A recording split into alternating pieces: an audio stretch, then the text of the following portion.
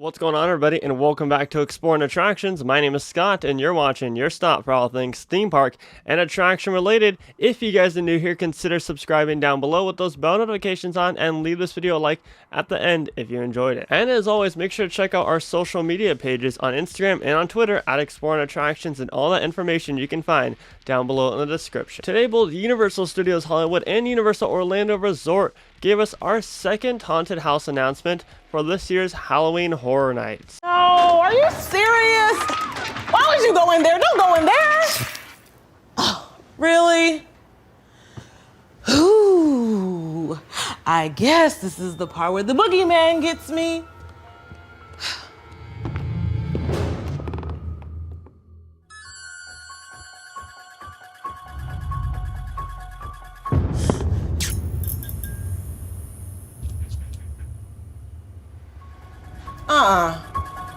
Not real. Step into the horror classic, Halloween, only at Universal's Halloween Horror Nights.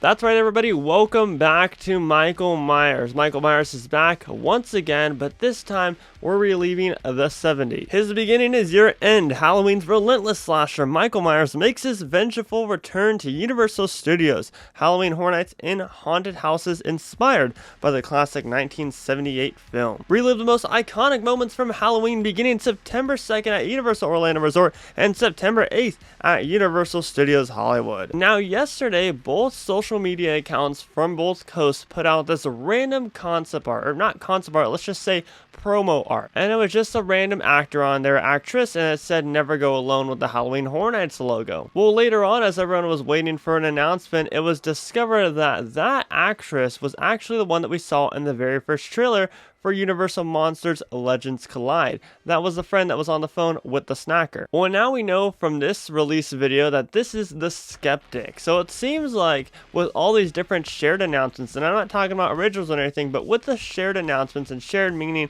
that both coasts are going to be getting those two different houses, that they're going to kind of tie into this storyline of the different people. Now, we didn't have any kind of preview as to what the next character is going to be. In the snacker one, we saw the Skeptic, obviously, but in the Skeptics one, we didn't see any additional character. However, one thing that's interesting to me is that there is no quote-unquote kill in this trailer, as there was in the previous one when the snacker was fleeing from the Wolfman, the Mummy, and Dracula. So could the Skeptic be in our third house announcement, since you know she's a skeptic, and even when she saw Michael up close and personal, she was still doubting it. So maybe this time, next time, whatever announcement it is, this horror icon gets her. That's just my little guess from debunking the different commercials already. I think it's pretty cool that they're kind of tying in all those different storylines with each other, and we're still seeing obviously our favorite horror icons. We saw Michael in this one, so I'm really excited to see what's next for our third house announcement coming very soon, hopefully. Now, we've seen the 1970 film come to this event before in 2015. In Hollywood, it was a very strong maze. I didn't get to experience the house in Orlando, but I could assume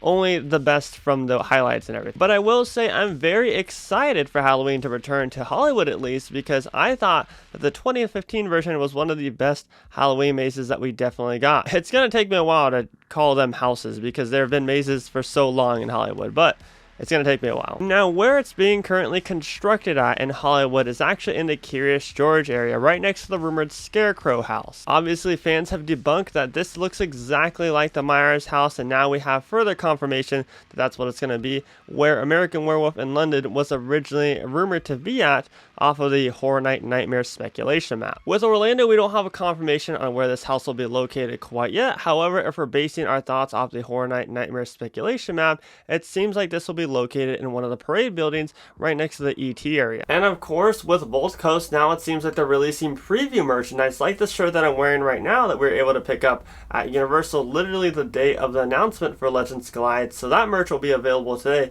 in both Hollywood and Orlando for the Halloween merchandise. I'm not too sure how I feel about this shirt. I really am digging the Legends Collide one, but I'm not too sure how I feel about the Michael Myers one. I think that there just needs to be some Horror Nights logo on it or something, but who knows? I can't wait to see the first person that snaps a picture of it in the park to see how it looks in person, or at least in someone's hands. And of course, with that preview merchandise, you can get yourself either an ornament or a t-shirt. So there we have it, everybody. We have our second house announcement for Halloween Horror Nights 31 and Halloween Horror Nights 2022 over at Universal Studios Hollywood. I'm excited for this. I can't say that I'm not. I know some fans will be disappointed that we're bringing back a returning maze, but like I've said before on social media, I think it's smart of them to bring back a couple returning mazes. That way it gives more of a budget to the brand new mazes that we've never, or the brand new houses that we've never seen before.